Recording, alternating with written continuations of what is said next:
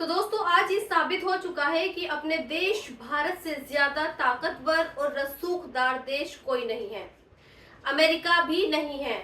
Qatar और Saudi अरब जैसा कोई मुस्लिम देश भी नहीं है। आज अगले 1 मिनट में आप ये जानेंगे कि मैं जो आपसे कह रही हूँ वो हवाई बातें नहीं है बल्कि आज का सच है। और ये सच खुद अमेरिका के राष्ट्रपति डोनाल्ड ट्रंप ने बताया है। दरअसल कल एक खबर आई कि इजराइल ने कतर पर हमला किया। कतर में छिपे हमास के नेताओं को मारने के लिए इजराइल ने ये एयर स्ट्राइक की। खबरों के मुताबिक इजराइल का ये हमला कतर के एक शहर लितैफिया पर किया गया। इस शहर की एक बिल्डिंग में हमास के लीडर मौजूद थे और जब इजराइल ने इस बिल्डिंग पर हमला किया तो हमास के 6 लीडर इसमें हलाक हो गए। इस हमले के बाद इजराइल के प्रधानमंत्री नेतन्याहू ने सीना तानकर ये कहा कि हमास के टॉप आतंकवादी सरगनाओं के खिलाफ आज का ये हमला पूरी तरह से एक इजराइल द्वारा किया गया हमला है और इजराइल को ऐसा हमला करने की आजादी है। इस हमले को इजराइल ने ही शुरू किया, इजराइल ने ही इसे अंजाम दिया और इसकी पूरी जिम्मेदारी इजराइल ही लेता है। सोचिए आज इजराइल के हौसले कितने बुलंद हैं। वो जब चाहे जिस पर चाहे हमला कर सकता है और उसके बाद सीना तानकर हमलों का आतंकवाद और आतंकवादियों का लेबल लगाकर उनकी जिम्मेदारी भी ले लेता है और दुनिया बस हमलों की निंदा और मजम्मत करके अपने अपने घरों में बैठ जाती है। जैसे आज कतर बैठ गया है और सिर्फ यही नहीं, कतर पर अमेरिका ने एक और इल्जाम लगा दिया है। व्हाइट हाउस की तरफ से ये कहा गया है कि इजराइल के हमलों की जानकारी अमेरिका ने कतर को हमला होने से ठीक 10 मिनट पहले तक दे दी थी। सोचिए ये कितनी बड़ी बात है। जिस देश की इकोनॉमी आसमान छू रही है, जहां पैसा भरपूर है, वो अपने देश पर हुए हमलों की जानकारी होने के बाद भी नहीं रोक पाया और उसकी तरफ से आज ये बयान दिए जा रहे हैं कि इजराइल ने जिन हथियारों से एयर स्ट्राइक की, उस एयर स्ट्राइक को उसका एयर डिफेंस सिस्टम डिटेक्ट ही नहीं कर पाया। खैर, इस पर डोनाल्ड ट्रंप का भी एक ताजा बयान सामने आया है और अब उन्होंने ये कहा है कि इजराइल ने उन्हें नहीं बताया था कि वो हमला करने वाला है, लेकिन अब जबकि ये हमला हो गया है तो उन्हें इस हमले पर कोई ताज्जुब भी नहीं है। और ट्रंप के मुताबिक ऐसा इसलिए है क्योंकि मिडिल ईस्ट के सारे मुस्लिम देश इजराइल के दुश्मन हैं, ऐसा ट्रंप कह रहा है। और जानते हैं क्यों कह रहा है? क्योंकि आज यही मुस्लिम मिडिल देश अमेरिका और इजराइल से मिलकर पिट भी रहे हैं और पिटाई भी दे रहे हैं। खुद कतर ने आज ये बात कबूली है कि उसने अमेरिका को कतर में एयरबेस बनाने के लिए 1.5 ट्रिलियन डॉलर का सौदा किया ताकि उसके देश को अमेरिका महफूज कर सके। आप चाहे तो गूगल कर लीजिएगा कि 1 ट्रिलियन डॉलर कितने रुपए होते हैं। खैर, अब मैं आपको ये बताती हूँ कि अमेरिका और इजराइल मिलकर कतर और दूसरे मुस्लिम देशों को तो मूर्ख बना सकते हैं, उन्हें पीट भी सकते हैं और उन्हें पिटाई भी दे सकते हैं, लेकिन भारत के मामलों में ये मुमकिन ही नहीं है। आज सुबह जब अमेरिका का ये बड़बोला राष्ट्रपति कतर के सामने सीना तानकर खड़ा था, ठीक उसी वक्त ये भारत के सामने भीगी बिल्ली बना हुआ बैठा था। आज सुबह करीब 3 बजे डोनाल्ड ट्रंप की तरफ से एक स्टेटमेंट आया। आज मैं आपके सामने ट्रंप का वो स्टेटमेंट वर्ड टू वर्ड पढ़कर बताती हूँ। मुझे ये ऐलान करते हुए खुशी हो रही है कि भारत और अमेरिका हमारे दोनों देशों के बीच व्यापारिक बाधाओं को दूर करने के लिए बातचीत जारी रख रहे हैं और मैं आने वाले हफ्तों में अपने बहुत अच्छे मित्र प्रधानमंत्री मोदी से बातचीत करने के लिए इंतजार कर रहा हूं। मुझे पूरा विश्वास है कि हमारे दोनों महान देशों के लिए एक सफल निष्कर्ष तक पहुंचने में कोई कठिनाई ही नहीं होगी।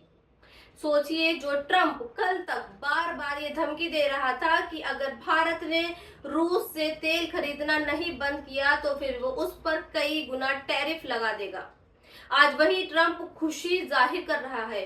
आज वही ट्रंप मोदी को अच्छा दोस्त बता रहा है। आज वही ट्रंप पीएम मोदी से बातचीत करने के लिए इंतजार की बात भी कर रहा है। यकीनन यही भारत का दबदबा है। यकीन जानिए, अगर भारत की जगह कोई दूसरा देश होता और वो टैरिफ को लेकर अमेरिका के साथ इतनी हठधर्मी दिखाता, तो फिर उसे सबक सिखाने के लिए ट्रंप और अमेरिका पता नहीं क्या क्या कर देते। लेकिन आज ये दोनों भारत से बातचीत करने के लिए तरस रहे हैं, और ऐसा सिर्फ इसलिए हो रहा है क्योंकि भारत का रुख आज मुस्लिम देशों जैसा नहीं है। वरना सोचिए, इजराइल आज 7 मुस्लिम देशों से घिरा हुआ है, बावजूद इसके वो जब चाहे जिस देश पर चाहे हमला कर देता है। कल कतर में जिस जगह पर इजराइल ने एयर स्ट्राइक करके हमास के 6 नेताओं को मौत के घाट उतारा, वो इजराइल के पूरे 1800 किलोमीटर दूर है। फिर भी इजराइल कतर पर हमला करता है और सटीक हमला करता है। और आपको जानकर हैरानी होगी कि इजराइल और कतर के बीच 3 मुस्लिम देश आते हैं, जॉर्डन, सऊदी अरब और थोड़ा सा हिस्सा यूएई का भी आता है। लेकिन इन तीनों देशों के आसमान को पार करके इजराइल कतर पर हमला कर देता है, और ये देश सिर्फ उस हमले की निंदा करके रह जाते हैं। फिर आगे बढ़ते हैं और बात उस खबर की करते हैं जिसकी चर्चा पूरी दुनिया में हो रही है।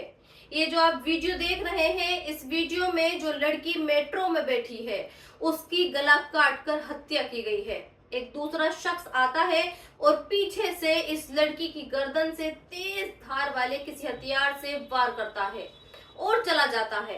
कुछ पल के लिए इस लड़की को ये पता भी नहीं चलता कि इसके साथ क्या हुआ है, लेकिन चंद सेकंड में ही ये लड़की सीट से गिर जाती है और वहां पर इसकी मौत हो जाती है। खैर, इस लड़की के बारे में अब अमेरिकी राष्ट्रपति डोनाल्ड ट्रंप ने पूरी जानकारी दी है और ये बताया है कि ये लड़की यूक्रेन की रहने वाली थी और यूक्रेन में जो युद्ध चल रहा है उससे बचने के लिए अमेरिका में रह रही थी।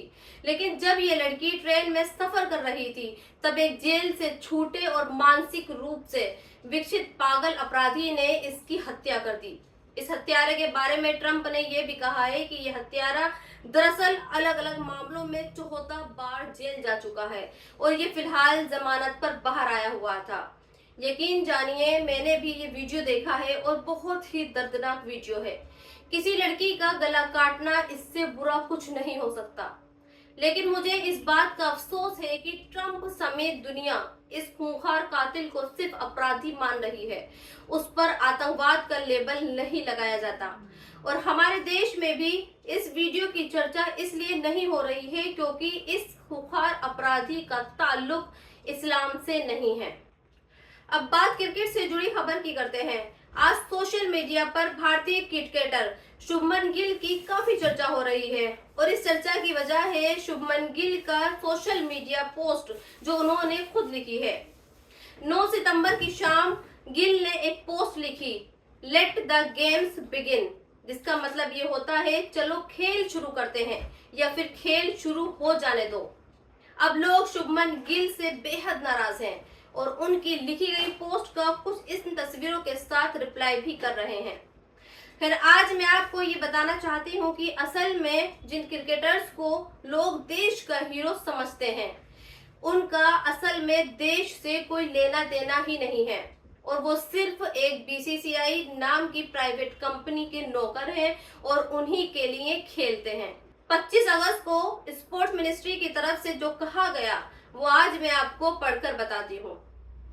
भारत किसी भी बाइलेटरल सीरीज में पाकिस्तान के साथ भाग नहीं लेगा, चाहे वो घरेलू सरजमीन पर खेले जाने वाले मैच हो या फिर किसी न्यूट्रल वेन्यू पर खेले जाने वाले मैच या कोई सीरीज हो। लेकिन मल्टीलेटरल सीरीज और टूर्नामेंट में भारत और पाकिस्तान के बीच मैच खेले जा सकते हैं। क्योंकि भारत और पाकिस्तान को एशिया कप में खेलना है जहां 2 से ज्यादा टीमें खेल रही हैं, लिहाजा बीसीसीआई की टीम इस टूर्नामेंट में हिस्सा ले सकती है। और सिर्फ यही नहीं, स्पोर्ट्स मिनिस्ट्री की तरफ से ये भी कहा गया है कि ऐसा इसलिए किया जा रहा है ताकि भारत को वैश्विक खेल मंच पर एक मजबूत स्थिति में लाया जा सके। अब आप ही बताइए, शुभमन गिल ने जो लिखा क्या वो गलत है? अब जनता क्या है, बेचारी जनता को तो यही लगता है कि पाकिस्तान से आए आतंकवादियों ने चूंकि पहलगाम में 26 बहनों के सिंदूर उजाड़े, लिहाजा भारत को पाकिस्तान के साथ नहीं खेलना चाहिए। लेकिन जो लोग बड़े बड़े कमरों में बैठे हैं और फैसले लेते हैं, इस तरह के फोटो नहीं दिखते उन्हें। और इस वीडियो के आगे मैं आपको ये बताती हूँ कि नेपाल में इस वक्त जो हालात हैं, क्या वो कभी भारत में भी हो सकते हैं? तो इसका जवाब आपको अगले 1 मिनट में मिलने वाला है। लेकिन पहले आप ये जानिए कि इस वक्त नेपाल में क्या हालात हैं। आपके और आमतौर पर हमारे देश के मोहल्लों में आपको नेपाल से आए लोग चौकीदारी करते हुए मिल जाएंगे। मैं जहां रहती हूं वहां भी तकरीबन हर रिहायशी बिल्डिंग में नेपाली चौकीदार रहते हैं और बहुत ही शांत स्वभाव के होते हैं। लेकिन आज नेपाल में नेपाल के इन्हीं सिंपल से दिखने वाले लोगों ने तहलका मचा रखा है। संसद भवन को फूंक डाला है, राष्ट्रपति भवन को फूंक डाला है, नेता के कई मंत्रियों के घर जला दिए हैं, यहाँ तक कि नेपाल के प्रधानमंत्री ओली को अपने घर से भागना पड़ा है।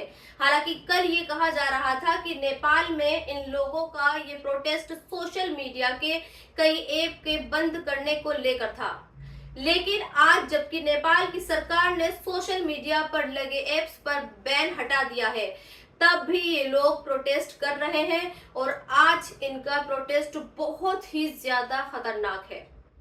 नेपाल का ये प्रोटेस्ट देखकर बहुत से लोग ये कह रहे हैं कि ऐसा हमारे देश में भी हो सकता है, क्योंकि हमारे देश में भी करप्शन बहुत ही ज्यादा है। आज मैं उन लोगों को 2 बातों के जरिए ये बताना चाहती हूँ कि हमारे देश में ऐसा कभी नहीं हो सकता। पहली बात तो ये कि पिछले कई सालों में श्रीलंका, बांग्लादेश और म्यांमार जैसे देशों में ऐसे हालात पैदा हुए और वहां भी सत्ता परिवर्तन हुआ और तब भी यही कहा गया कि भारत में भी ऐसे हालात हो सकते हैं, लेकिन अभी तक ऐसा नहीं हुआ। इसके अलावा हमारे देश में ऐसा क्यों नहीं हो सकता, इसकी दूसरी और अहम वजह यह है कि हमारे देश में अलग अलग धर्म के लोग रहते हैं और अभी तक जहां जहां भी ऐसा हुआ है वहां पर एक ही धर्म के लोग रहते हैं। श्रीलंका में ज्यादातर एक ही धर्म के लोग हैं, नेपाल में भी ज्यादातर एक ही धर्म के लोग हैं और हमारे देश में चूंकि हिंदू और मुस्लिम सबसे ज्यादा संख्या में हैं, लिहाजा हमारे यहाँ ऐसे हालात कभी नहीं हो सकते, क्योंकि हमारे देश में मुसलमानों की इतनी औकात है नहीं कि वो किसी भी मसले को लेकर सड़कों पर उतर आए। और जहां तक हिंदुओं यानी इस देश की मेजोरिटी का सवाल है, तो फिलहाल दूर दूर तक ऐसे हालात नजर नहीं आते जो हमें ये बताए कि हमारे देश की मेजोरिटी सत्ताधारी पार्टी से नाराज है। हमने तो ऐसे भी लोग देखे हैं जो ये कहते हैं कि वो 5,000 रुपए किलो का आटा खरीद लेंगे, लेकिन वो मोदी सरकार के खिलाफ नहीं जा सकते।